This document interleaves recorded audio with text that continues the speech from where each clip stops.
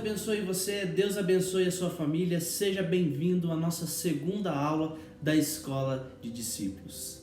A nossa pergunta de hoje é: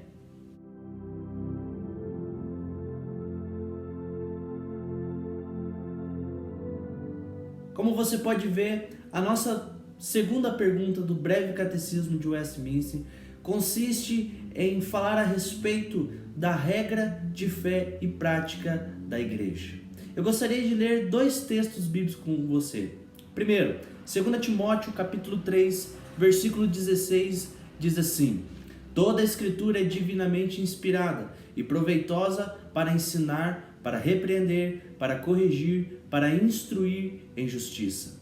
E o segundo texto, Isaías capítulo 8, versículo 20, diz assim: a lei e ao testemunho, se eles não falarem segundo esta palavra, é porque não há luz neles.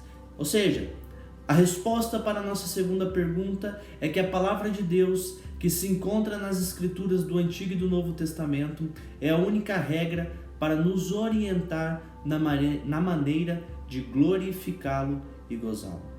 A segunda pergunta questiona qual é o instrumento que Deus nos deu para nos orientar a glorificar a Deus e a nos alegrar nele. E o instrumento que Deus deixou para a sua igreja, para que possamos nos orientar, para que possamos buscar a direção, para viver a vontade de Deus, para manifestar a Deus, para se alegrar em Deus, é a Sagrada Escritura. Agora, quando dizemos regra, queremos trazer a ideia de que a palavra de Deus é a nossa direção, é esse guia das nossas vidas.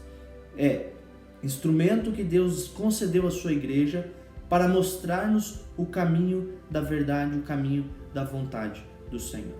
E em segundo lugar, precisamos entender que a Bíblia não contém as palavras do Senhor. Muito pelo contrário, a Bíblia são verdadeiramente as palavras de Deus escritas, sim, por homens inspirados pelo Espírito Santo do Senhor, para nos direcionar quanto à nossa vida. Ou seja, você não pode fragmentar as escrituras, picá-la versículo por versículo, na intenção de dizer assim: isso aqui era para a época, isso aqui já passou, isso aqui já não serve mais para mim hoje, né? Isso aqui eu gosto, isso aqui eu já não gosto. Não, queridos.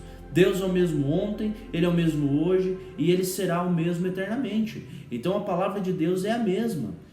A palavra de Deus, a Bíblia, é a santa palavra de Deus. Ali está expressa a vontade de Deus. Então precisamos segui-la.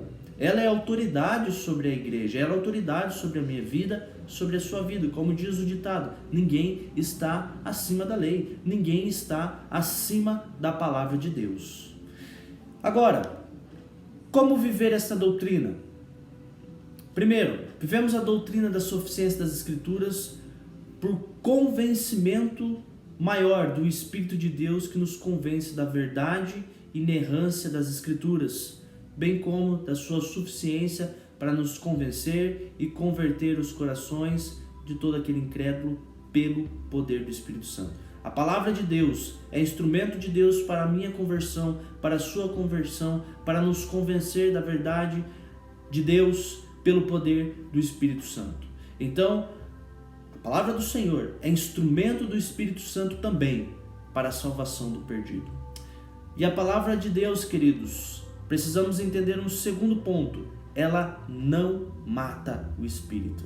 Muitos têm procurado dizer isso, né? A letra mata e o Espírito vivifica. Eu gostaria de convidar você, leia 2 Coríntios capítulo 3, do verso 1 ao verso 6. Eu vou apenas explicar ele para você. Paulo está argumentando nesse texto de 1 Coríntios que aquela igreja só cria em Jesus porque ele havia pregado o Evangelho. Terceiro, ele faz com essa frase, com esse versículo, né, que a letra mata e o Espírito vivifica, o versículo 6, o que ele está querendo dizer? Olha, a lei só serve para nos mostrar o nosso pecado e a lei nos condena por causa do nosso pecado. Mas a lei pelo Espírito, a palavra de Deus pelo Espírito nos vivifica. Ou seja, queridos, Paulo, num resumo final, ele está dizendo o seguinte: ninguém é salvo pelas obras da lei, mas pela fé que vem do Espírito Santo do Senhor Jesus Cristo. Que Deus abençoe a sua vida, que a palavra de Deus te conduza, te direcione, enriqueça a sua vida, para que você possa viver na plenitude do Espírito, para que você viva uma vida plena, glorificando a Deus, alegre no Senhor. Deus abençoe a sua vida.